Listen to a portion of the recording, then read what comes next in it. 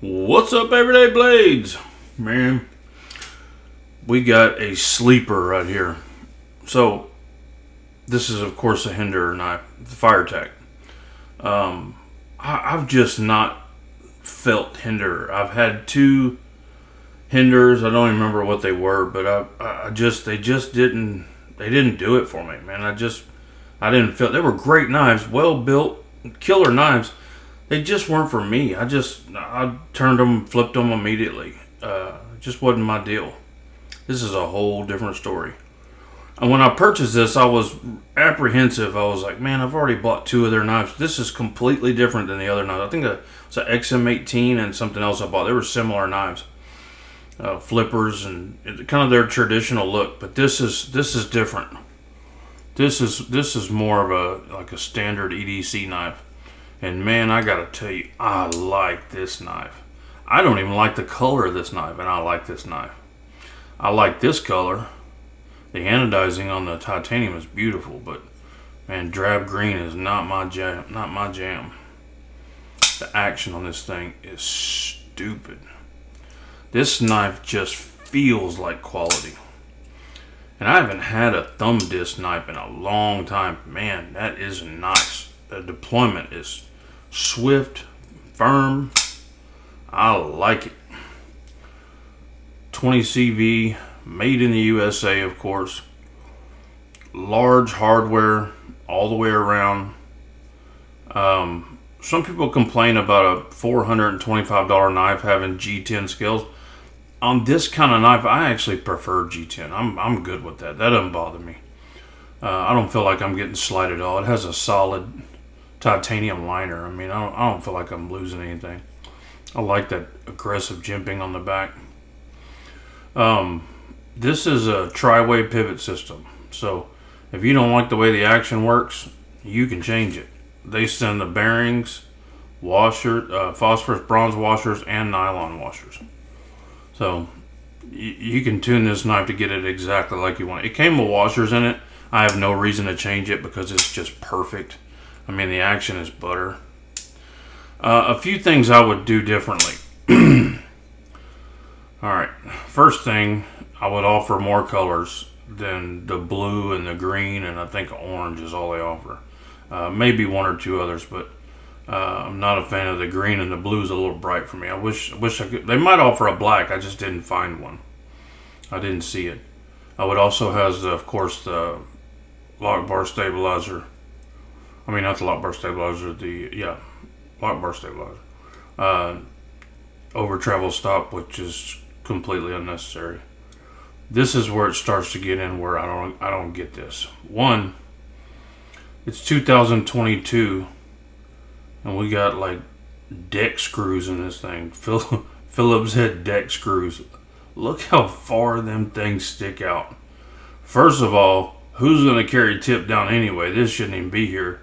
But if you are going to put it there, put some flush screws in there that are hex. Get rid of what's the deal with the Phillips? And the Phillips screw, I mean, were they on sale? No, we don't do that in 2022. You got a hex head there. I mean, you got it right in all these places. Why would you put these Home Depot screws in there? We ain't about that. You got a hex everywhere else. You got it perfect. Or not hex, Torx, I'm sorry. Got Torx there, no Phillips. And then we busted out with some old Phillips there. We had some in the drawer, I guess we had to get rid of. I don't know. But I definitely would have done away with that. If possible, I would have put the lock bar cut out on the inside. I think everybody should do that. And again, let me add the caveat there. I don't make folding knives, so there might be a reason for that. Disengaging the lock bar. It's flush. It doesn't stick out at all. Now, it's not miserable getting your thumb in there. You can do it without too much of an issue. But it would have been nice if it just stuck up just a hair to help your thumb catch. Especially like when it's dry outside and cold. I mean, getting your thumb to bite on there can be a little bit hard. Next, what is up with that gap right there? They obviously have a wire EDM. And then boom, Grand Canyon. not a deal breaker. I mean, these are small, picky things, but this is a $425 knife. I think we can pick a little bit without being pretentious. I mean, that's $425 is nothing to sneeze at. I mean, that's big coin. You tell an average person you paid $425 for a knife, and they look at you like you're crazy. So yeah, just a few things to improve. Get rid of the Home Depot screws. Let the wire EDM go and do its work here. Flip that if you can. And push this out just a little bit. But none of those are deal breakers. So the biggest thing about a knife is when we get it, that feel, right? Yeah, you can see a knife that is just unremarkable to you. And you get it in your hand and it just, you can feel the quality, especially after you've been doing this a long time. This knife is quality. I mean, quality. It's solid. It just feels good, man. I'm shocked how much I like this knife. I do. It's just a great knife. Let's look at some size comparisons. Make a little room here. So here is the Benchmade Griptilian. So you can tell it's not a small knife, by no means, which is a good thing. It's a big small knife. Pair of 3. Let's check some measurements on this puppy.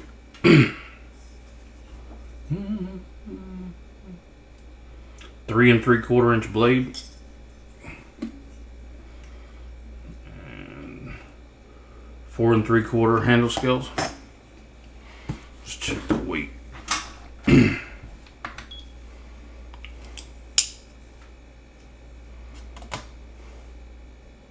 4.1.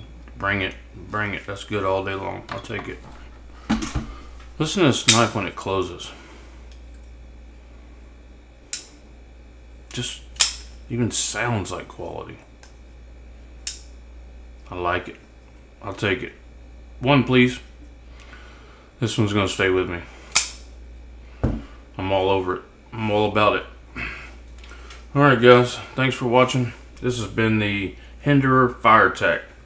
Go out and snag you one if you can find one. They look like they're all sold out everywhere, but head to Everyday Blades Facebook group and I bet you can hunt one down. Please subscribe if you're not subscribed. It really helps us out. I want to say thank you, special thank you to our Patreons. You guys are awesome. We've got another knife giveaway coming your way here, probably starting tomorrow. If you want to join our Patreon, links in the description. Link to our Facebook groups in the description. God bless you and your families. Say a prayer for our country. Good night.